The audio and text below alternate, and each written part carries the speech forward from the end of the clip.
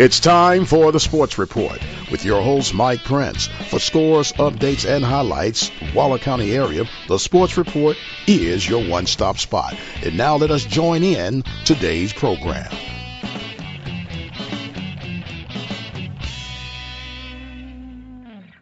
Well, happy Monday morning to you. It is a special Monday morning. It's Memorial Day on Monday, May 26, 2014. Mike Prince here with you with a special edition of the Sports Report right here on the Open Mic Broadcast Network.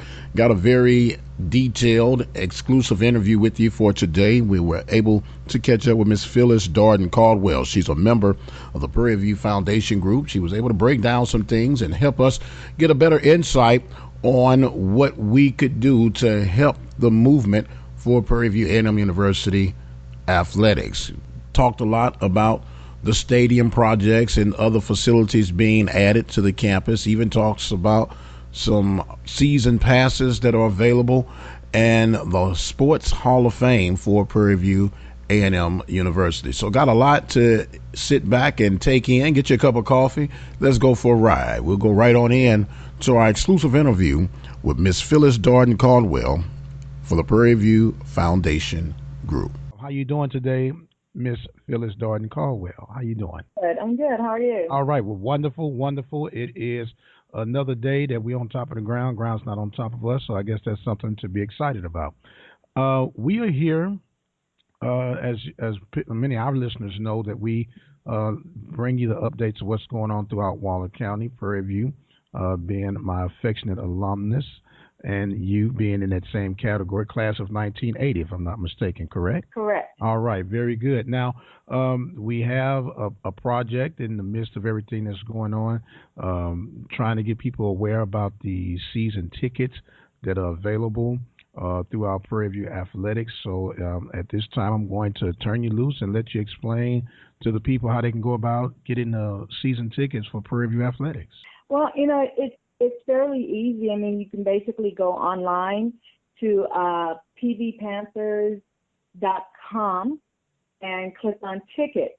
What I do not know at this time is if the 2014-2015 tickets are available, but purchasing the season tickets are well worth your effort. They are worth the price that you pay for them, and quite honestly, they're probably less than you would pay at any other university. Okay. Are you at liberty to break down how the season tickets go, like the price ranges and what comes with whatever price range you have available? Sure. There are several different packages. There's one that's a basketball package, and again, I don't want to give you prices because I don't know if these prices are static right now, but there is one that is a basketball package that's just a general admission to all of the home basketball games. And typically it's going to run you, last season was about $125. And that's for a home game, general admission ticket. Okay. And what about your football season passes? Do you have those available as well? Yes. Your football package will give you your home football games, your a Labor Day Classic ticket and a State Fair Classic ticket, and again, I'm giving you for last year, and that was admission only, but it also gives you access to the tailgate area, with the exception of homecoming. And last year that was $165. Okay, $165. So basically, you're looking at under $300 for season tickets for basketball and football sporting events on the campus of Prairie View. Yeah. Wow, you can't beat that with a stick. You can't beat that with a stick. Right, but let me keep going. Sure. Because you can also buy combo tickets. There's also a basketball floor pack, and that gives you access to home basketball games with floor seating, and you also get complimentary parking, and that one runs you about $225. So usually home games start. Usually get at least one in November, one or two in November, and then a couple in December, and then of course conference play starts in January and runs through till early March. Okay, and these are all for home game. I want people to understand because I don't want anybody to have a misunderstanding that they get a season pass and they feel like they're qualified to go to the tournament off of that season. As these are for home, regular season and non-conference games, correct? Yes, home, at home. Yes, ma'am. That's ma'am. That's it. All that getting that we get an understanding. Now, with the addition of the baseball complex, I'm pretty sure they're going to offer now another additional season pass for the baseball. And is there any way they can combine all three just by a season pass suite for all home events for the Panthers? There is also, and again, I'm speaking only from last year, and one of the reasons why I'm saying that is because with the baseball complex, I did notice that this year they did start charging for baseball games, but prior to that, a season pass did get you into any of the campus events. So even when they started charging, I was still able to use my season pass for baseball games. The next package is the Gold Pack, and that one got you into a general admission to all home sporting events. It got you a ticket to the Labor Day Classic, the State Fair Classic, and again, that's admissions only, and it gave you access to the tailgate areas, but excluding homecoming, and that one was $225. Then there was the Purple Pack. This one gave you admission to all home sporting events, a ticket to the Labor Day Classic and the State Fair Classic, admission only, reserved basketball seating, and again, tailgate with the exclusion of homecoming, and that was $275. The last one is the Panther Pack, and this is the one that I always buy. With this one, I had admission to all home sporting events. I also had a 4-month subscription to live video stream. I had a ticket to the Labor Day Classic and State Fair Classic. I had reserved floor basketball seating, tailgate area access, with the exception of homecoming. And I also got a PB gift from Athletics, and I paid only $350. Only $350. Only $350. And once again, you cannot beat that for the bang for the buck that you get into. Not only are you investing into what I would undoubtedly say is the greatest college, not just historically black college, but the greatest college on this side of heaven, in my opinion. That's Prairie View, Division I level of athletics being performed through the basketball, football, baseball, and you can get all of this for $350. And that packet, again, that was the purple packet, correct? I'm sorry, that was the Panther packet, and again, that was last year's prices. So okay, yeah, and we do put a side note, an asterisk by it, subject to change. So we do understand. Looking on the website, but one of the things that you and I talked about when we talked about the season passes goes along with basically alumni giving back, and that's really part of what we've been talking about, and how important it is to give back. And this is one way that alumni can give back, is by purchasing a season pass. Okay, very good. Now, you also are part of a group that's really been helping to rally alumni together with the big move and the talk on the campus now with the new stadium and this, that, and everything. Could you explain to the people who it is and what you guys have been able to accomplish thus far? I work with a group that's the Prairie View A&M Foundation. This was a group that grew out of the capital campaign, which began in 2003 and ended in 2009. And out of that group, several of us got together at the request of Dr. Wright and created the foundation. The chairman and president of the foundation is Roy G. Perry, and so Mr. Perry leads up that foundation, and he's done a tremendous job with running the foundation and rallying the team and alumni and corporate people and a number of people to get together and give back to the university. Our first capital campaign is raising funds for the sports complex. Now, the sports complex includes a number of aspects. And a lot of times when we talk about the sports complex, people think that we're only speaking strictly about the football stadium. And we aren't. The sports complex includes a number of ventures along with the stadium. It also includes a field house. It includes upgrades to several ventures, including track and soccer field, the improvements that you've seen at the baseball complex with the new grandstands and the bleachers and that kind of thing, the concession stands. It also included the new floor at the Baby Dome, the weight center that's in there. So it includes a number of things, and there are actually 3 phases to the sports complex. Very good, very good. Now, you're dealing with people in general, and anytime you're trying to get a project like this off the ground, there are going to always be some challenges, some greater than others.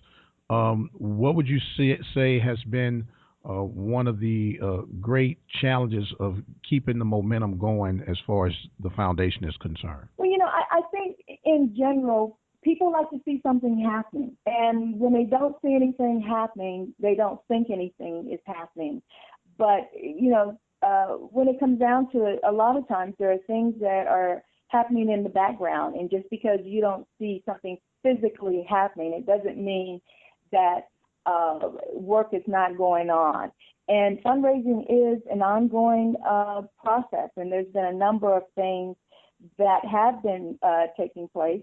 And again, the university and Mr. Perry, along with the Board of Regents, the Texas A&M University System Board of Regents, has been very proactive in the development of the plans and a number of other ventures to make sure that we do get this off of the ground. One of the things that has been extremely helpful to us has been the student push for taxing themselves and assessing a fee, a student athletic fee, and I think that passed in 2012. And that was a tremendous boost to us. But it also kind of forced the alumni to kind of take a look at themselves, because the students issued a challenge to alumni. And they said, we're willing to give back to the university in order for a stadium and field house to be built, and we're asking you to do the same thing. I went to the town hall meeting prior to the vote on this. And one of the students asked a question, and I really had to think about it. And it was kind of a sarcastic question, but the student said, so what is it? Alumni don't want to give back to the university? And I had to think about that. And when it comes down to it, I don't think it's a PV problem, and I can't say it's even a SWAT problem. I have to say it's probably an HBCU problem. And that is that we aren't taught to give back to our university. I'm glad to say that is changing at Prairie View. Nelson Bowman, who's the executive director of the Office of Development on campus, has been very instrumental in creating a student giving back program. And he has encouraged a culture of philanthropy among students. And what we hope that comes out of all of this is that we create that same culture of philanthropy among our alumni. Now, you just brought up a very interesting point, because there are always, and this is just my own personal, this is Prince 101, so as I say, the views and expressions are not necessarily that of anyone else other than Mike Prince. As HBCU alumnus, graduates, we're quick to run away and talk about the bad experience or whatever they think they may have had, but forget all the good that you gained from going through these institutions that have been accredited and noticed, recognized throughout the world.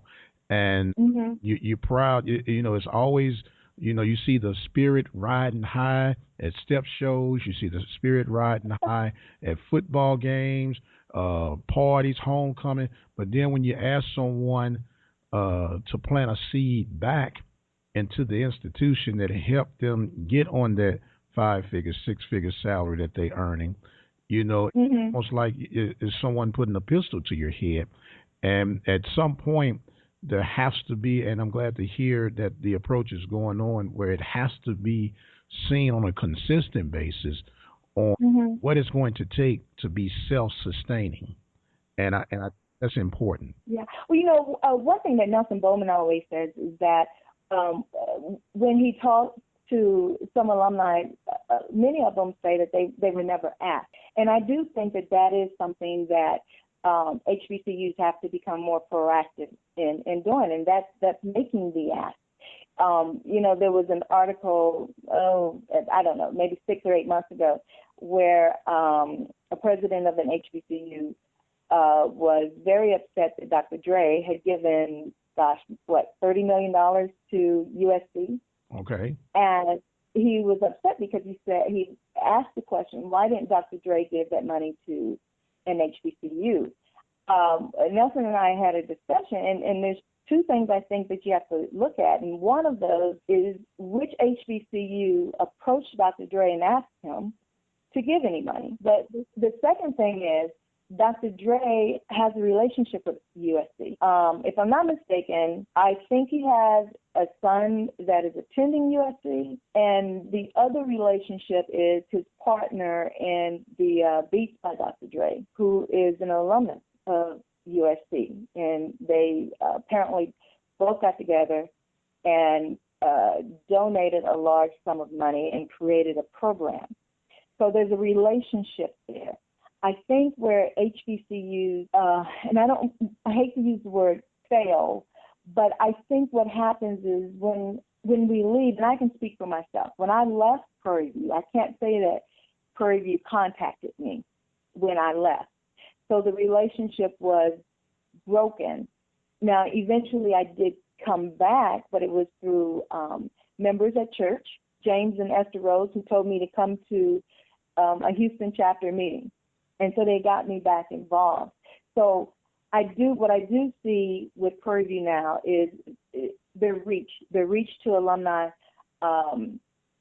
even before they leave Prairie View. I mean, the pinning ceremony that takes place, the night or two before graduation.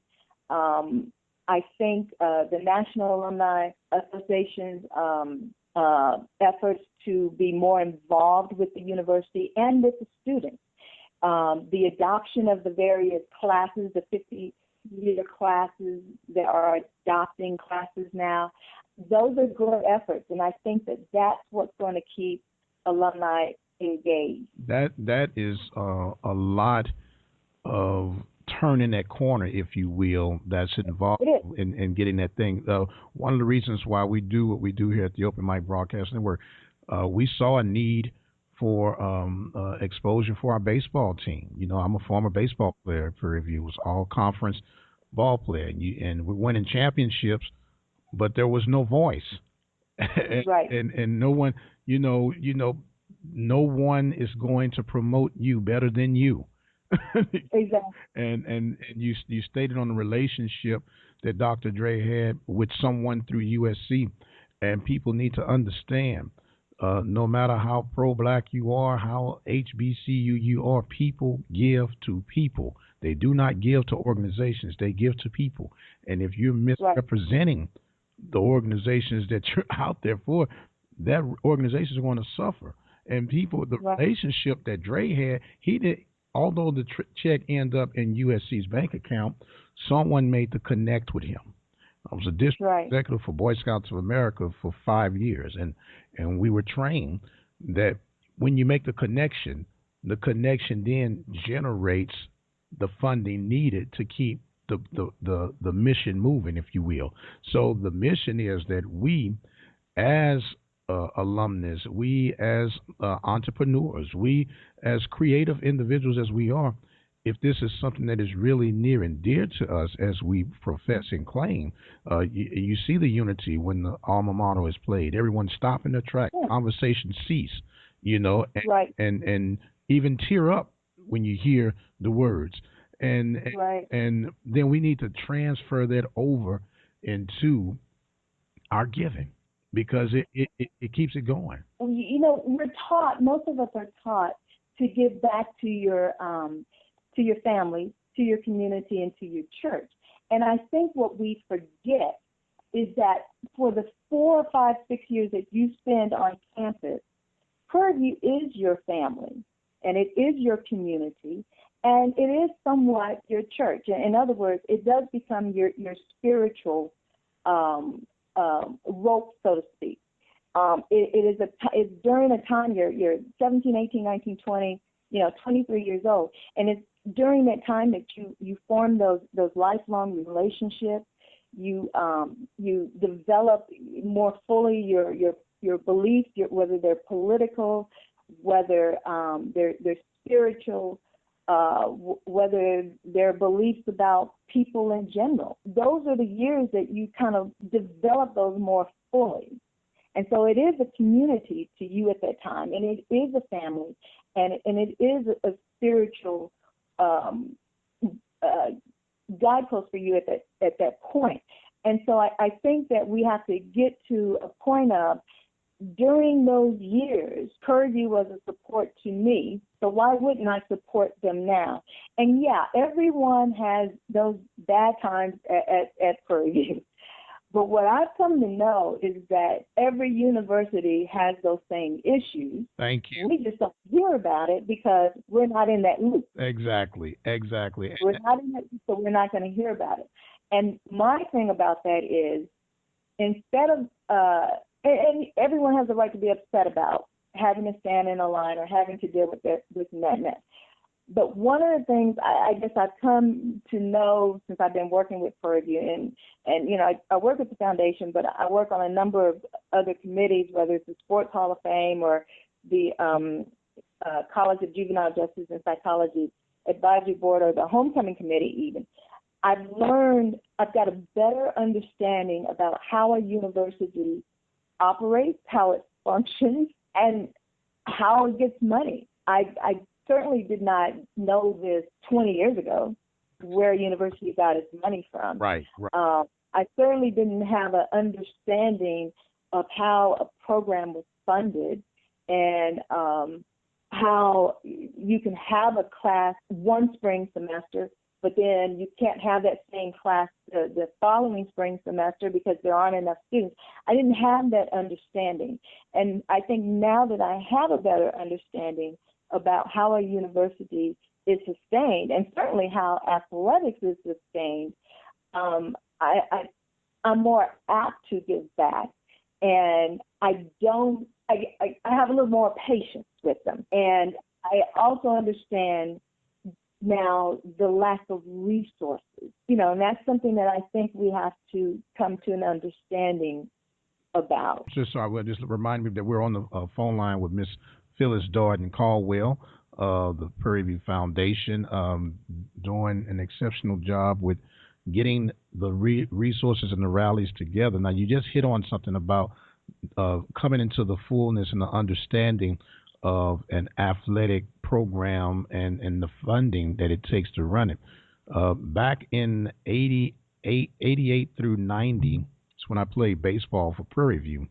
And at the time, we had an athletic budget of $800,000. Mm-hmm. People think that's an awful lot of money, but we had an athletic budget of $800,000 for every sport available on the campus. And how many? Yeah, I was going to say that was football, baseball, basketball, men and women, track and field, $800,000. And at the same time, that same budget year, Texas A&M had a budget of $2 million just for their football team alone. And so when you're talking about being the Houdini masters, making a little bit stretch to the membrane, we've become accustomed. And I think that people not knowing how the belly of the beast is operating, that I'm talking about an institution of higher learning. There are so many moving parts that it takes for it to function. And a person has been conditioned, okay, you're taking my fees, you don't need nothing else from me. Right. When I beg to differ, when you agree to pay a house note or a car note, you agree with the principal. But there's a thing called interest right. that calculates and forces you, whether you want to or not, to take care of it. And whenever you're in a place that could literally change your life for the good, you have to look beyond just the surface of things. And I explain it to anyone, be it in the community aspects of church, neighborhood, politics, or education. You have got to be able to help the wheel keep turning. You got to help the wheel. Everybody's not poor, but then the other thing is when we talk about giving back, I always tell people giving back is not just giving back financially, and yeah, Prairie View would like for you to give back financially, definitely want your dollars, but it's also about giving back of your time, mentoring. There's a wonderful program that the College of Business does. It's a professional workshop, and several people come in, but one in particular, Taft Mohair, who comes in, and I don't know how often he comes in, but he comes in and he does these workshops. And Taft is an entrepreneur, and he's an engineering grad, but he's got his own business, and he comes in and he talks to students about setting goals and marketing themselves and preparing for the real world and how to be a professional, and those are things that you can't place a value on. Exactly. So he's giving back of his talent, but he's giving back of his time. And I don't know that a lot of students will even understand that until maybe years down the road, how beneficial that is for them to see that. Another, and I can't remember who it was that told me this, but he was talking to, I think, some engineering students who received scholarships. And, of course, the engineering college is named after Roy G. Perry. And he's talking, I think they were presenting the scholarships for next year or something other. And he's presenting the scholarships, he's talking to them, and in walks Mr. Perry. And so for these kids to be able to see, this living person whose name is on their college come in and interact with them, that means a lot to them. Exactly. And so I think it's important that alumni come back, and the same with athletics, as much as possible, with the Sports Hall of Fame. We're preparing now for the Sports Hall of Fame that will be held. I got to put a plug in. That will be held in October, I think it's the 24th, on campus, and we're accepting nominations now. You can find that nomination also on tvpanthers.com. But we want, former student athletes to come back and see the campus and interact with student athletes now. They need to see you. They need to see those that were there before they were, and just know that someone else is there and they understand the struggle, and they survived on less than what you have. We look at Blackshear Field, and these guys, the 58 football team, the 53 football team, the 63, 64, all of those that won championships, they played on Blackshear Field, and we're talking about getting a new stadium now. Right. You did a perfect tie-in to that, because my next questions was going to ask you about your involvement with the Sports Hall of Fame and exactly how it works and how the nomination process and how long does it take for one to find out that they've actually been elected to the Sports Hall of Fame for Prairie View. We have a very tight timeline for that. We just started meetings. The nomination application is now online, and you can go online at tvpanthers.com and download that. We do ask that you, in nominating a person, that you truly read the criteria for the nomination process, and that you complete that application in full.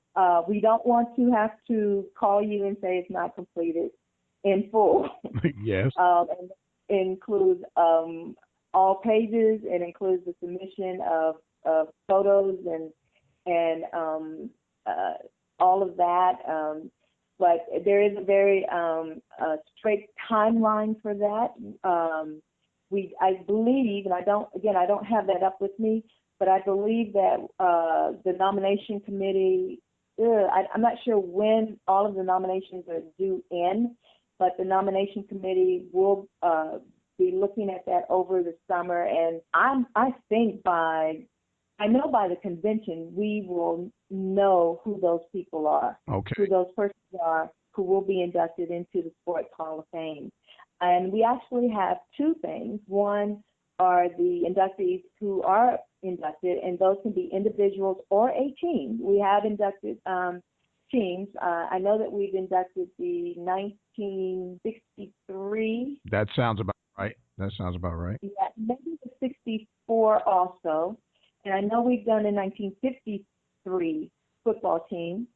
We've done a tennis team, and I think we've done a track team as well, and a golf team. So we have done teams. But the other thing is we also started a few years ago, we started the William Billy Nick Legend Award, which the executive committee of the Sports Hall of Fame, we choose that. We nominate a person and we choose that.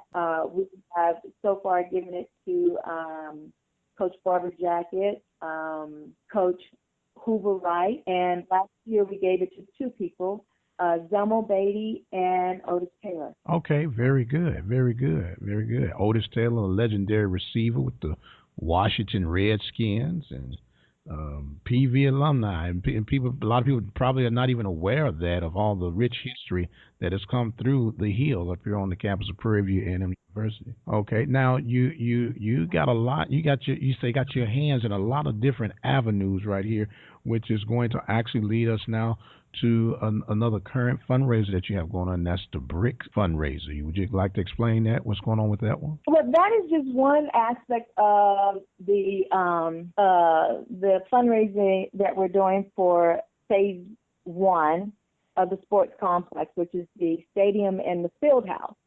And that is one of the things. The trustees have been very involved in raising funds, and we've all made commitments to the sports complex. We've all donated. And there is a list out there that shows donations, and even though you may not see some names, we do donate. Some of us need to remain anonymous. But what I decided to do, I've made a commitment this summer to raise a particular amount of money. And one of the things that I've kind of noticed is that the alumni that I deal with, those who are on Facebook, on various pages, seem to be interested in purchasing bricks. Yes. So I've kind of been pushing that. So having said that, you can buy a brick or a seat, maybe. Go work your jelly, man. Work your jelly. So bricks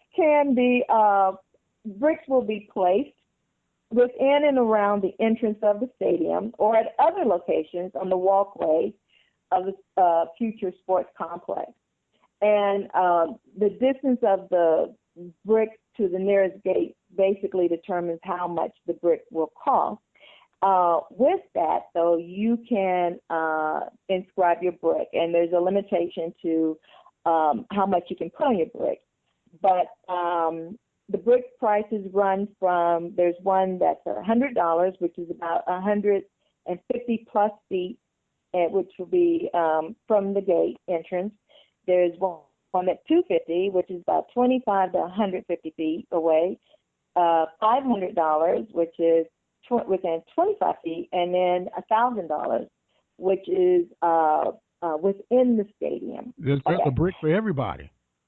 Yeah, a brick for everybody. So yeah, you can.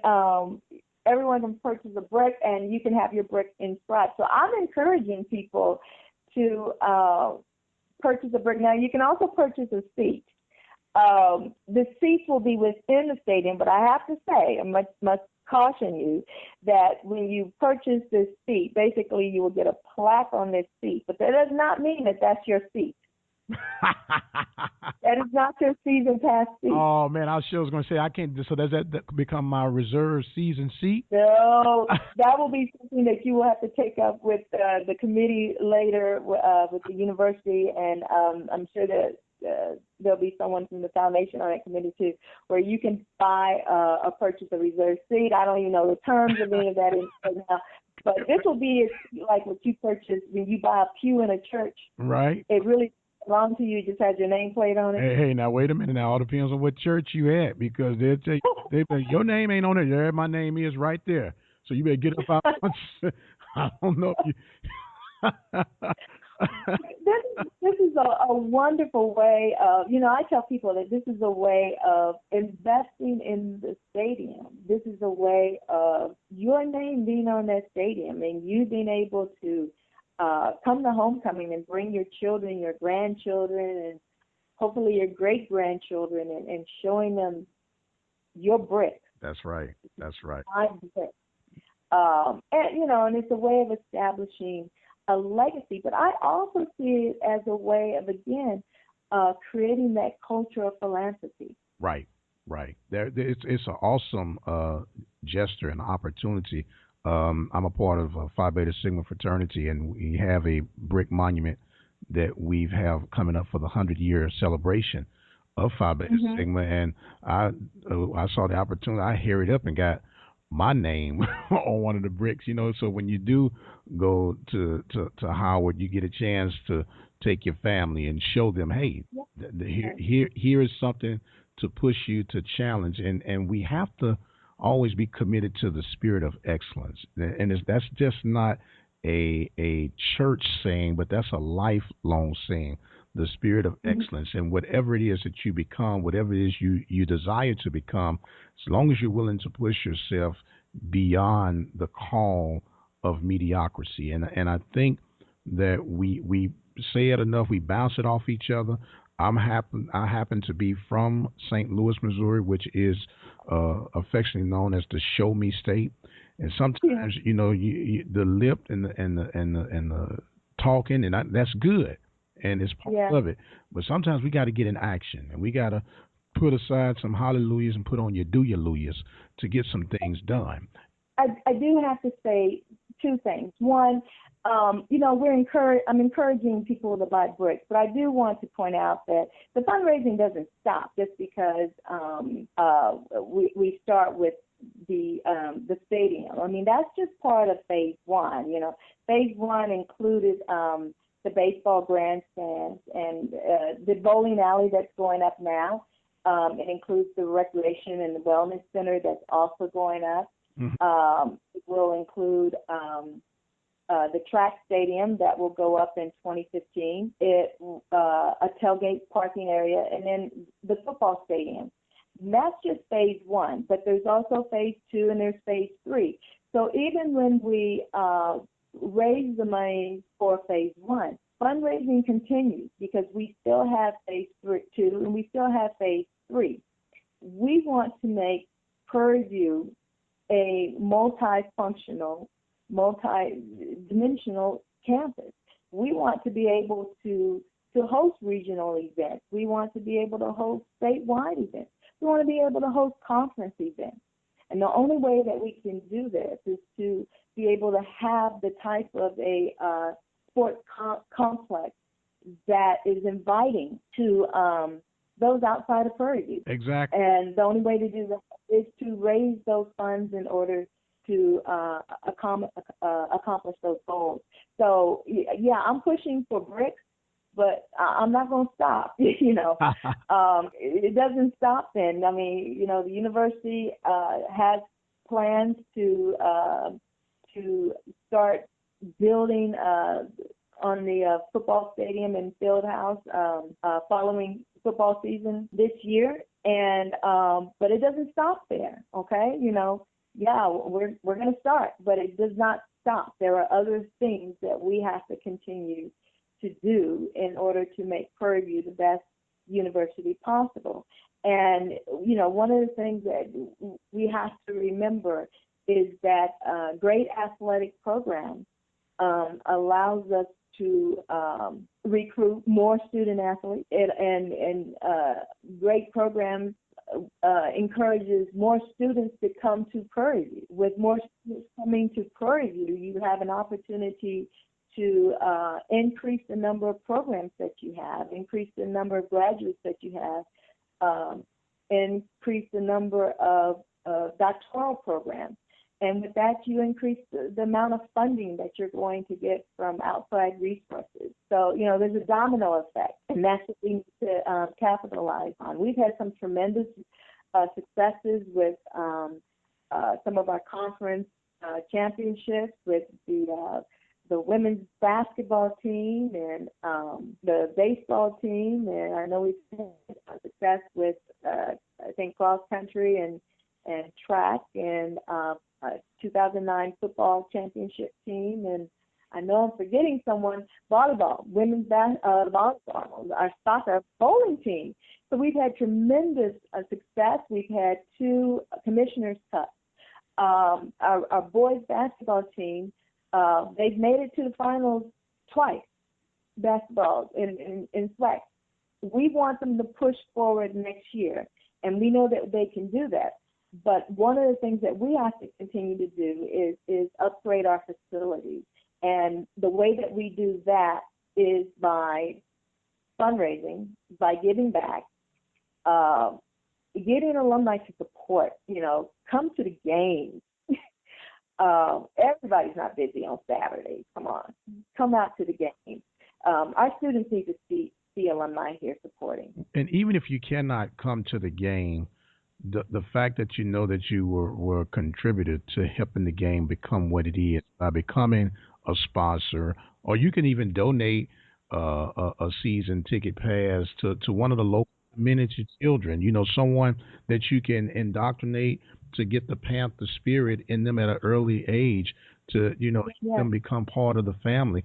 That beyond a shadow of a doubt is one of the most recognized, not only historically black colleges, but colleges, period, throughout the world. And it's a great part to be a part. It's a great thing to be a part of, I should add, when you go. I remember being in Los Angeles, California, and I didn't want to say Prairie View because I didn't want to ask me, well, where's Prairie View? And, and all this, that, and the other, and 45 miles northwest of Houston. I explained all of it. I had a little old lady. She said, baby, don't you ever be ashamed of telling them Prairie View. I said, well, yes, ma'am. And ever since that moment, I tell them Prairie View. And if you don't know where it is, look it up. So we have the history. We have the spirit. We have everything in place for this institution, not only to be where it is as far as the spirit of excellence, which I alluded to earlier, but to move it forward with how we give. Prairie View, beyond a shadow of a doubt, has been a trendsetter, not only in the Southwestern Athletic Conference, but in HBCUs, period. And why not continue on? And I will say that there are alumni who do not live in the Houston area who buy season passes. Harold Brown lives in San Francisco, Oakland area, and he buys a season pass every year. And he's not the only one. So, but he understands that money that he gives towards that season pass helps athletics. And that's the other thing I failed to mention about the Sports Hall of Fame. We do encourage people to come to the Sports Hall of Fame induction ceremony and banquet because those dollars go towards scholarships for our student athletes. And I believe a couple of years ago, we actually started dedicating, I'm not sure if it's all or just a portion of those dollars, but we started dedicating those dollars towards summer school scholarships so that our student athletes could go to summer school, and it would burden on their parents, to have them and to pay for school. There's a lot going on, and which is why I'm so glad that you were able to take time to come here on the Sports Report and really open the eyes and the ears of people who simply didn't know or had half a story or just clueless to what exactly is all going on, because we have a tendency to want to get a narrow viewpoint of things and then shut down. But it takes money to make everything go on. And I know a lot of people say that everybody's asking for this and everybody's asking for that. Well, most of the people that we connect with here through the Sports Report and Open Mic Broadcast Networks have some type of faith belief, whether they call him Jesus, Yeshua, Muhammad. Somebody believes in something, but there's a scripture that says in Ecclesiastes 7:10 that money answereth all things, all things, not some things. And you can talk good, but when we need it to happen, it does take the dollars. Miss Darden-Caldwell, thank you extremely, thank you from the bottom of our heart for being accessible, being willing to be candid about the need and the drive for the Prairie View Foundation and everything that you're doing. You got to promise me though that we'll check in from time to time to get updates on where you are, and if anything we can do to help you out here at the Open Mic Broadcast Network, just simply let us know. Is that all right? And that's good. And also, if anybody wants to buy a brick, yeah, you can find me on, I was going to get a chance. I was going to let you a chance to close out on that, but you go right ahead. I wasn't going to forget on your bricks. Go ahead, do your thing. You can if you're on Facebook, you can find me on Facebook. Just search for Prairie View A&M Foundation, and you can find me there, or you can find me under my personal page, and just send me an inbox, tell me that you need the information, and I will certainly get that to you. Or you can send me an email at pdarden3@att.net. Say that one more time. pdarden3@att.net. All right. Now, Ms. Darden-Caldwell, is there a website address for the Prairie View Foundation if people want to look up more information on that? Yes. The foundation website is www.pvams.org, and that will take you straight to the foundation website. Okay, give it to us one more time. www.pvams.org. All right. Ms. Phyllis Darden-Caldwell for the Prairie View Foundation Group, thank you so much, ma'am. Have yourself a safe, productive off time on this Memorial Day weekend, and we do look forward to hearing from you real soon. Thank you, and happy Memorial Day from the Prairie View A&M Foundation. All right. Thank you so much. All right, that is going to take care of this day's edition of the Sports Report. Hope you enjoyed it. If you got any feedback, go ahead and send us an email at ombnetwork@gmail.com. Remember, you can follow us on Twitter at OBN_radio. Again, we do want to thank Miss Phyllis Darden-Caldwell for being candid with us and taking time to help us shed light for you, our listening audience. My name is Mike Prince, and God bless. If you're not doing your best, you're cheating yourself. We'll see you on the other side. The Sports Report is a production of the Open Mic Broadcast Network, located in Prairie View, Texas. Serving the community through faith and athletics, the Open Mic Broadcast Network is the official voice of Waller County athletics.